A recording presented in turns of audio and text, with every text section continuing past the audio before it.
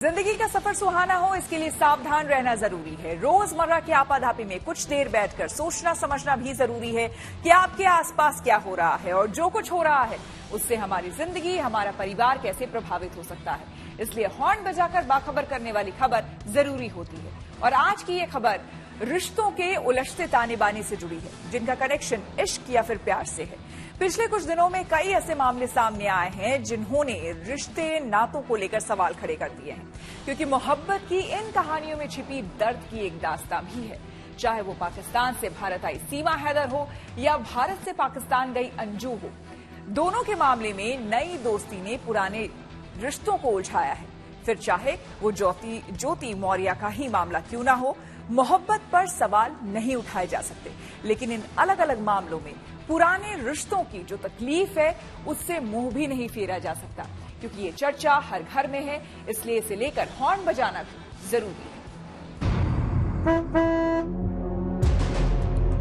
सचिन के प्यार में मैं यहाँ तक आई हूँ।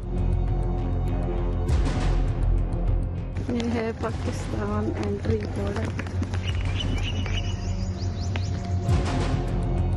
ये इश्क है जो सरहद को नहीं जानता, मजहब को नहीं मानता, न उम्र का बंधन, न सामाजिक हैसियत की फिक्र।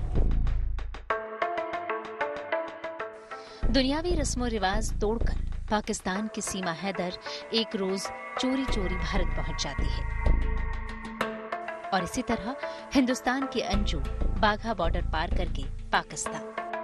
ये है पाकिस्तान एंट्री बॉर्डर। इश्क के ये दोनों किस्से सिर्फ इसलिए चर्चा में नहीं है कि दो शादीशुदा महिलाओं ने प्यार के लिए दो देशों की सीमाएं लांघी है, बल्कि चर्चा इसलिए है क्योंकि दोनों ने रिश्तों के ताने बाने को उलझा दिया है। सीमा हैदर ने अपने पति को छोड़ा और 4 बच्चों के साथ नेपाल होते हुए नोएडा आ गई। अपने से उम्र में छोटे सचिन की होकर उसके साथ पूरी जिंदगी गुजारने का इरादा कर लिया, चाहे अंजाम जो भी हो।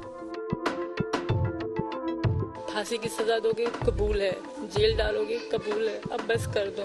जो भी सच था मैंने सब बता दिया।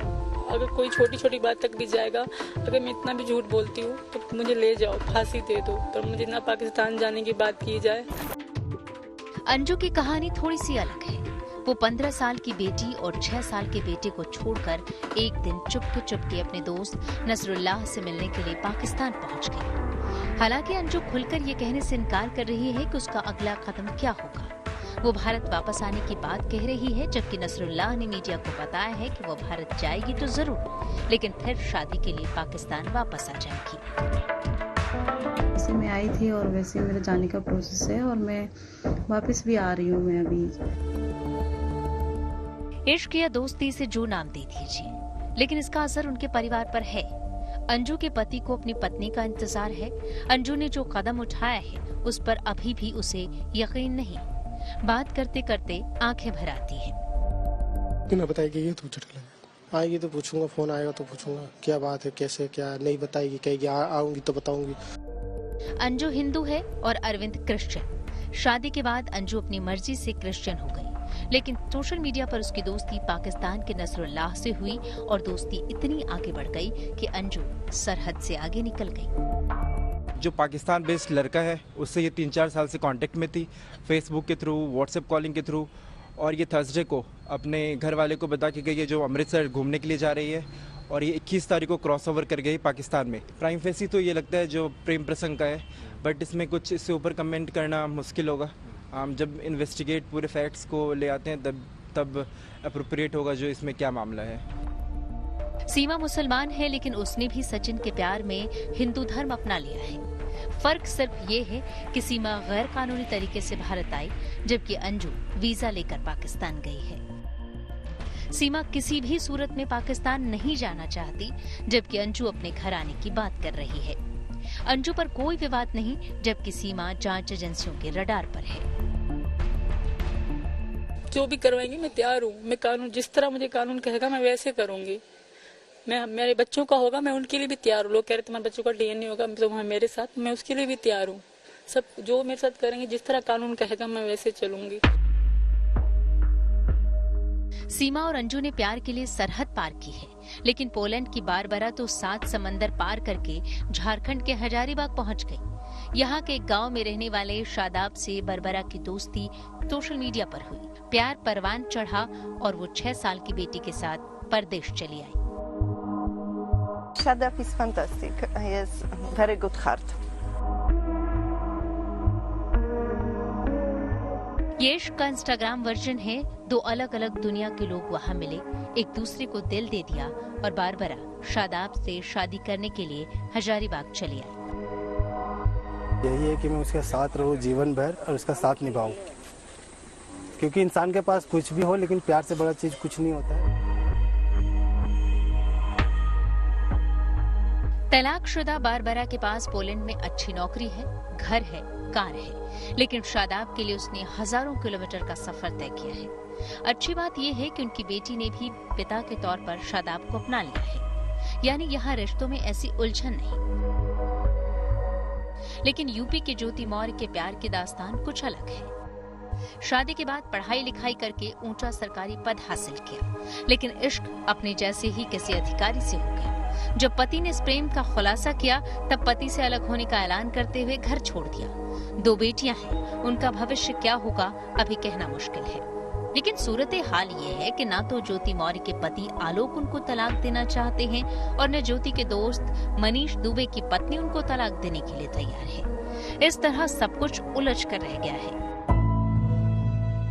कहते हैं कि ये इश्क नहीं आसान, बस इतना समझ लीजिए, एक आग का दरिया है और डूब के जाना है।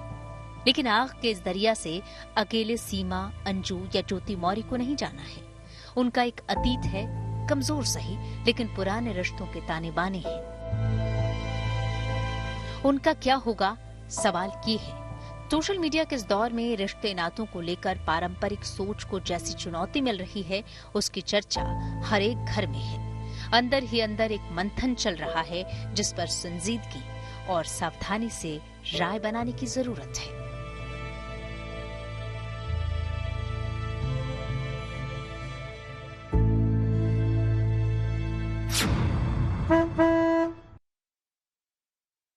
सीमा हैदर को समर्थन भी मिल रहा है, उसका विरोध भी हो रहा है। अंजू के मामले में भी यही बात लागू होती है। ज्योति के केस में सोशल मीडिया पर पहले तो हंसी मजाक शुरू हुआ, लेकिन जल्द ही उन्हें लोगों का समर्थन भी मिला। यानी एक बात तो तय है कि ऐसे मामलों में सही गलत का फैसला नहीं दिया जा सकता। लेकिन मौजूदा दौर में रिश्ते नातों को लेकर जो सोच है, उसे कैसे समझा जाए, इस पर हमने बात की मनोचिकित्सक संदीप वोरा से।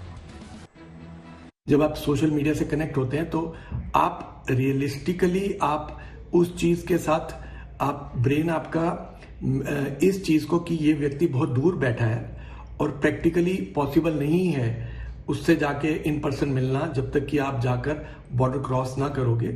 ये सोशल मीडिया पे जब आप किसी से दोस्ती करते हैं तो वो ये चीज आपकी जो जजमेंट है उसको क्लाउड कर देती है और आप बहुत ज्यादा आपकी जो इमोशंस हैं वो ओवर पावर कर लेती हैं लॉजिक को। तो उसमें आप ये नहीं सोचते कि ये व्यक्ति दूसरी कंट्री का है, दूसरी कंट्री पे जाने पे दिक्कत होगी या और बहुत सारे इश्यूज उठ सकते हैं।